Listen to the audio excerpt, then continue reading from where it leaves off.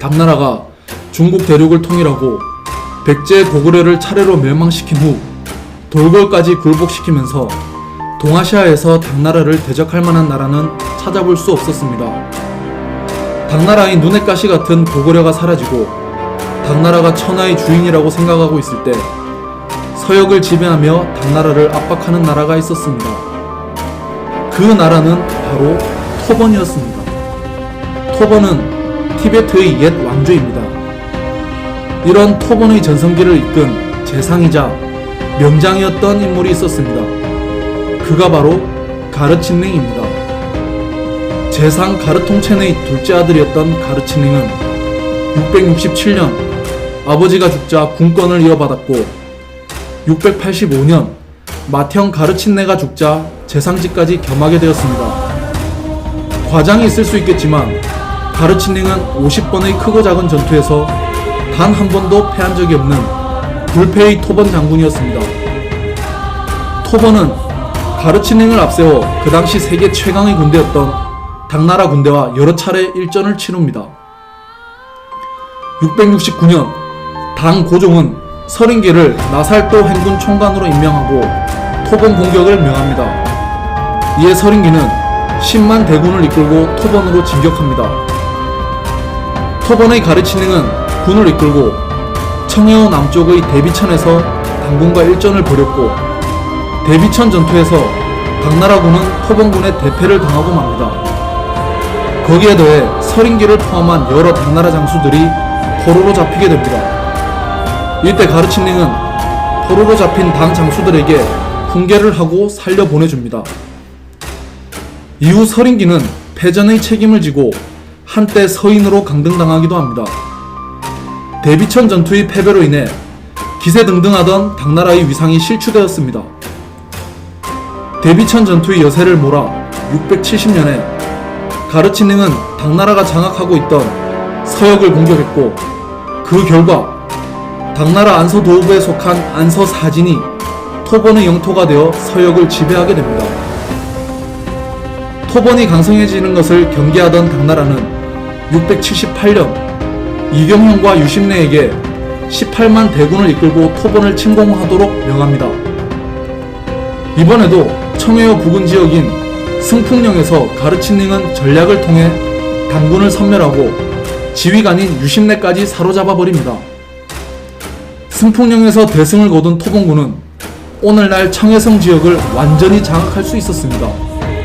이 전투가 승풍령 전투였습니다. 689년 토번에게 연패하자 측천무우는 위대가를 대총관, 여몽고를 부총관으로 임명하고 10만 당군을 주며 토번이 점령하고 있는 서역 지방인 안서사진을 정벌하라 명합니다.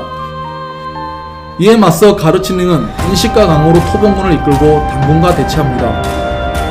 양군이 대치하고 있던 계절이 겨울이었는데 추위로 인해 당나라 군대가 행군을 하지 못하고 있었습니다. 그러던 중 폭설이 내리자 가르친닝은 강을 건너 당군을 기습하였고 이 공격으로 당군은 대패했고 그나마 살아남은 패잔병들은 추위와 배고픔으로 죽었습니다. 이 전투가 인식가 전투였으며 이 전투의 패전 책임으로 위대가는 유배형을 받았고 여몽고는 참수형을 당했습니다. 692년 포기를 모르는 당나라는 서역의 지배권을 되찾기 위해서 왕효걸에게 정예부대인 금화군 30만을 주며 안서사진을 공격하게 명합니다. 왕효걸은 대비천 전투 때 서린기와 함께 출병했다 포로로 잡혔던 장수로 누구보다 토번을 잘 알고 있고 원한까지 품고 있던 장수였습니다. 왕효걸의 당군이 공격해오자 라싸에서 내정을 보느라 바빴던 가르친닝 대신 이번에는 그의 아우 가르다고리가 15만 토번군을 이끌고 당군과 조우를 합니다. 왕효걸의 당군은 토번과의 전투에서 승리를 하며 안서사진 중 3개의 진을 점령했고 마지막 안서사진인 소륵에서 토번군을 대파한 후 안서도읍을 부활시켰습니다. 이에 위기를 느낀 가르친닝은 시간을 벌기 위해 서돌궐의 아사나 뇌자를 포섭해 당군을 공격하게 합니다. 하지만 10만의 서돌궐군은 당군의 6만 명이나 죽임을 당하는 대패를 당하고 맙니다. 이 전투로 인해 돌고래 토본 지원군이 괴멸되었고 이후 토본을 지원할 세력이 사라지게 됩니다. 695년 가르치닝이 3만의 군사를 이끌고 다시 당의 임조를 공격해 격파했습니다. 이에 당은 왕요걸에게 돌골군과 금화군 30만을 주며 토본을 공격하게 명합니다. 앞선 동생의 패전으로 가르치닝이 이때 모을 수 있는 토본의 군사는 3에서 5만 정도였습니다. 당이 일방적으로 유리한 전투였지만 두 나라는 치열하게 전투를 벌였고 토본군은 무너지지 않았습니다. 이에 당 측천모우는 696년 1월 누사덕에게 10만의 대군을 증원해 토본을 공격하게 합니다. 696년 3월 당과 토본의 군대는 소라한산에서 대대적인 혈전을 벌입니다. 이 전투에서 모두의 예상을 깨고 가르치닝의 토본군이 당군을 거의 전멸시키다시피 하며 기적과도 같은 승리를 거두게 되니 이 전투가 소라한산 전투입니다. 당나라 장수 왕요걸은 겨우 목숨만 부지한 채 도망쳤고 패전의 책임으로 평민으로 강등이 됩니다. 소라한산 전투로 인해 당나라 군사력은 급격히 약화되었으며 당은 토본과 화친을 맺고 토본을 서쪽 정부라 칭할 정도로 위세가 실추되었습니다. 토본은 가르치닝의 대당 전쟁으로 인해 전성기를 맞이했습니다.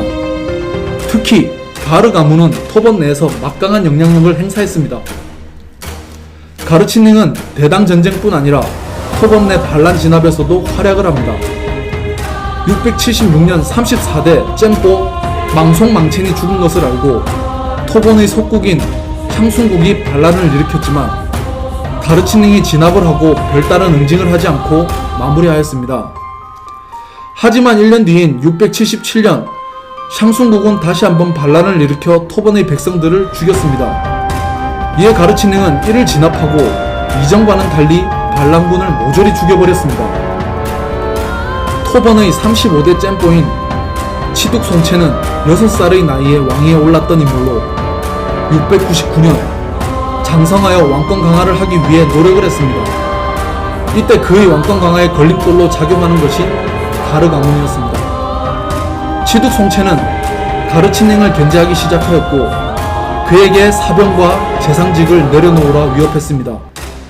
이에 반발한 가르치닝은 결국 반란을 일으키고 맙니다. 하지만 그에게 반란의 명분이 없었습니다. 처음부터 가르 가문의 권력은 잼뽀로부터 나온 것이기 때문에 시간이 지나면 잼뽀에게 돌아갈 권력이었습니다. 잼뽀 치둑송체는 진압군을 보냈고 진압군이 출병했다는 소식을 들은 가르칠링의 군대는 뿔뿔이 흩어졌습니다.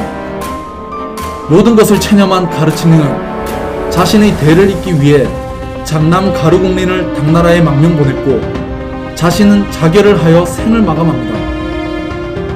크고 작은 전투 약 50여의 전투에서 단 한 번도 패배한 적이 없던 토본의 명장 가르치닝은 이렇게 허무하게 생을 마감하고 맙니다. 가르칠링이 사망한 후 당과 토본의 관계는 다시 당의 우세로 돌아갔습니다. 당나라에 망명한 그의 아들 가르공린은 당나라 장수가 되어 그 아버지의 그 아들이라는 말이 있듯이 연전연승하는 명장이 됩니다. 가르치닝의 대단 전쟁으로 인해 당나라의 동아시아 통일 야욕은 사라졌고 당나라에 굴복했던 북쪽의 돌골은 다시 부활하게 됩니다.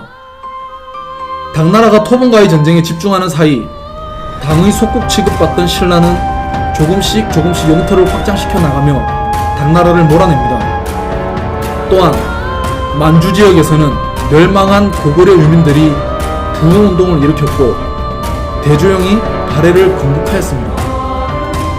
이 모든 일들이 토본의 가르치닝이 당나라 군대를 격파하면서 일어날 수 있었던 일들입니다. 그가 있어서 토본뿐 아니라 우리나라의 역사까지도 많이 바뀔 수 있었습니다. 이상이 토본과 당나라, 토본의 명장 가르칠링에 대한 영상이었습니다. 유익하셨다면 구독 및 좋아요 부탁드리겠습니다. 오늘도 클릭해주셔서 그리고 시청해주셔서 대단히 감사합니다.